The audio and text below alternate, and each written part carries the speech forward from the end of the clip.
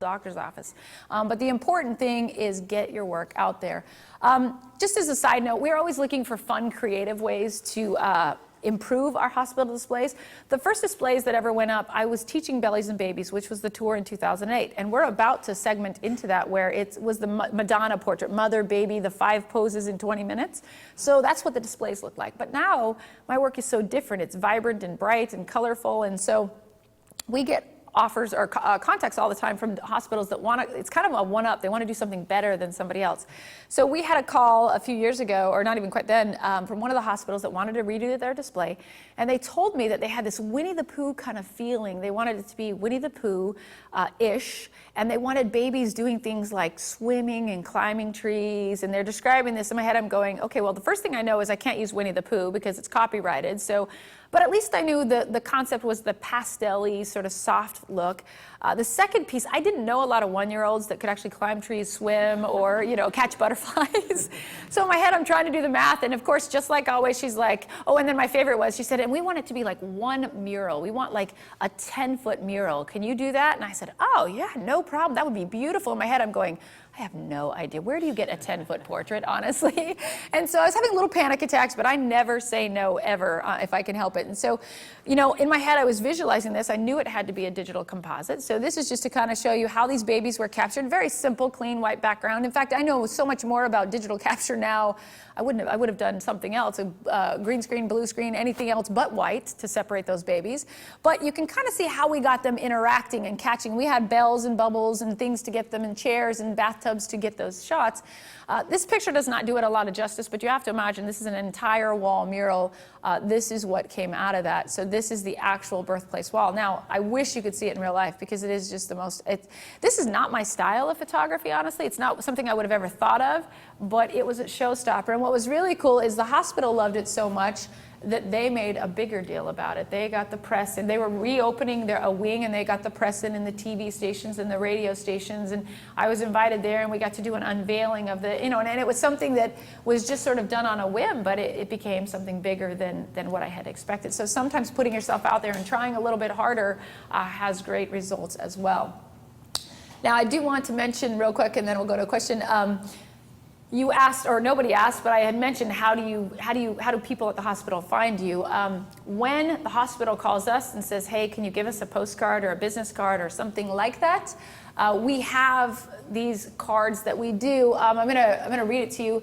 The front says, to be a child is to know the fun of living, to have a child is to know the beauty of life. But on the back, what I want you to key into is congratulations. We know how special the arrival of your new baby is, and our caring staff is grateful that you've placed your faith in us during your delivery.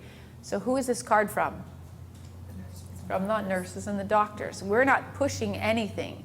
They are gifting to their clients a complimentary session. So it's a great way to do this because that way we're not forcing them to do anything, and they're excited because they're in the pictures and they know who we are. So this is a great little series as well. And this one also can be found at You Can Do, and you guys are going to get it in your packet today. It's in the baby kit, so you guys are all getting that as well. So enjoy that one. You had a question.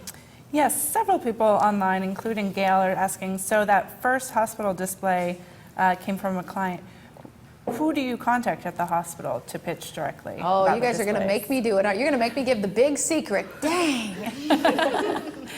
All right, I'm going to give it away. How many people are online right now? I got to know how many people are going to be calling hospitals. Many. All right, I'm going to give the actual verbiage. I'm only going to give it once. So if you got a pencil, you better write it down. You guys are all going to get it later if you ask me. Here it comes. You ready for it? First of all, I don't make the phone call. You could have your friend, your neighbor, your mother, anybody who loves you and is proud of you to make this phone call, and this is what we do. You call the hospital, go for the marketing. Usually we ask for a marketing group, and whoever answers the phone, it doesn't matter, because this is what you're going to say, and I'm going to say it one time. The owner of the company that I work for would like to make a substantial donation of art to the hospital. Who do I speak to? Get it? Now, I'll explain it. There are 2 keys. Obviously, well, the number one thing is a substantial donation of art perks anyone's ears. So it doesn't matter who you speak to first, they're going to get you to the right person. Now, the same thing applies if I were to call a hospital and say, I want to put my pictures all over your wall, I'd get shut down in a heartbeat. That donation of art does it. Now, every once in a while, they'll say, oh, who's the owner of the company? And my staff will say, Actually, I'm not allowed to say that over the phone, which sounds so cool, doesn't it? It's totally not true. But we just try to, because we don't want to say who it is, because it may affect how they move that phone call along. So we don't tell them. And until we can go into an office and sit down and create a presentation and blow their minds with our work, we're not going to tell them who we are.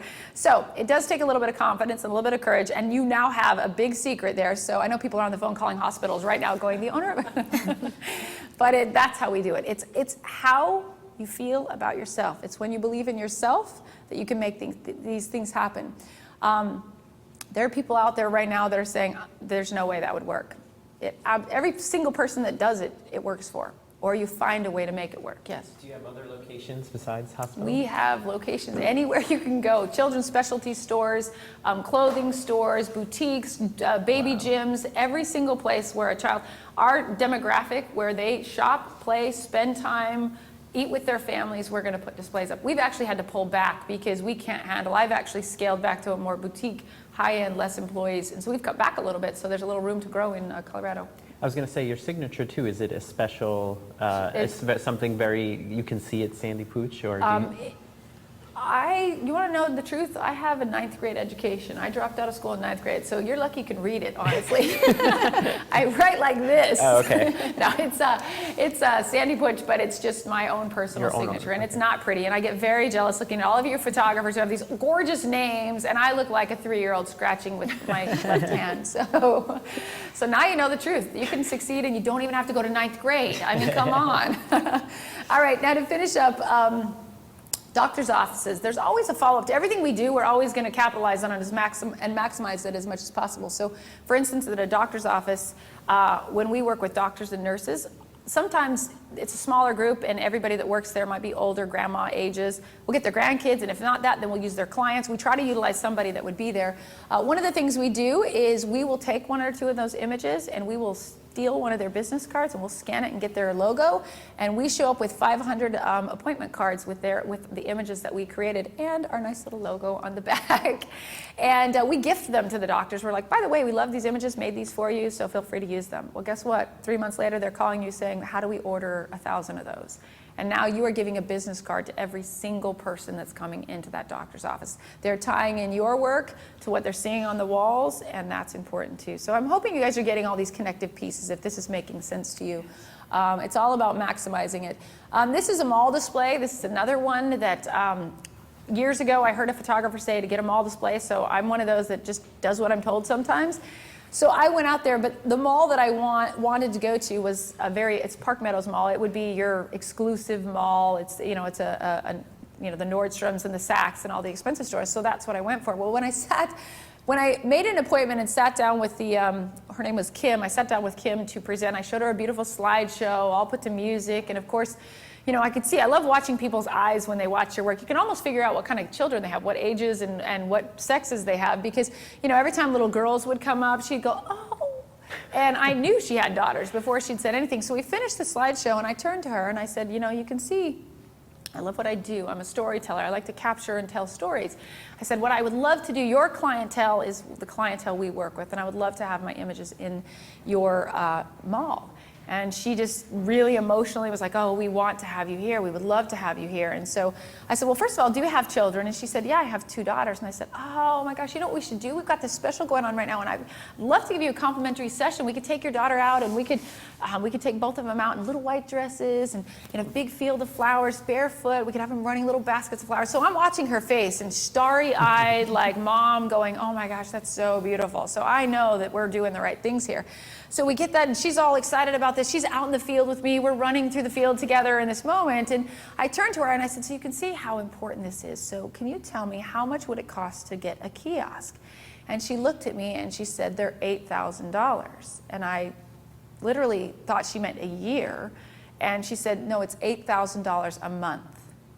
I almost fell over dead. I literally I was sitting there like stuttering. I was like, wow, that was more than my rent at the time.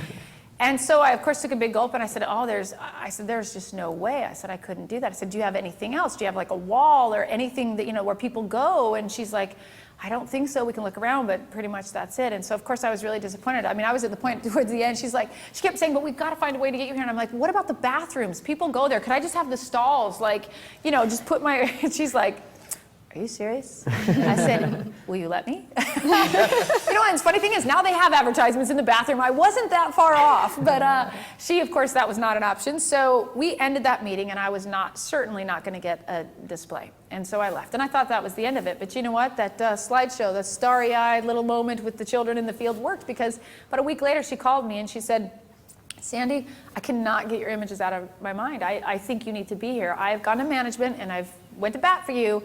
And I've got the display down to only $4,000 a month. And in my head, I'm going, awesome. I can't afford $4,000, but I'm like, I didn't want to be rude. I said, that's excellent. I said, but I'm so sorry it's still out of my budget. So of course, now I feel dumb because that's a lot of money to her, and it was way more than I could handle. So we had to let it go. Well, guess what? A week later, she called me back and she said, listen, this is it. She goes, I can't believe I'm calling you again, but I really, really, really want you here. And honestly, I found a wall that we can give you. It's $1,650 a month. It's only a 3-month lease, but that is as good as I can do. And I said, I'll take it. Now, $1,650 was more than I could have ever afforded, but I took a risk because it was a 3-month lease, and it was right during the holidays. We were about to go into the holidays. So I thought, you know what, if I'm ever going to try this, this is the time. The display went up.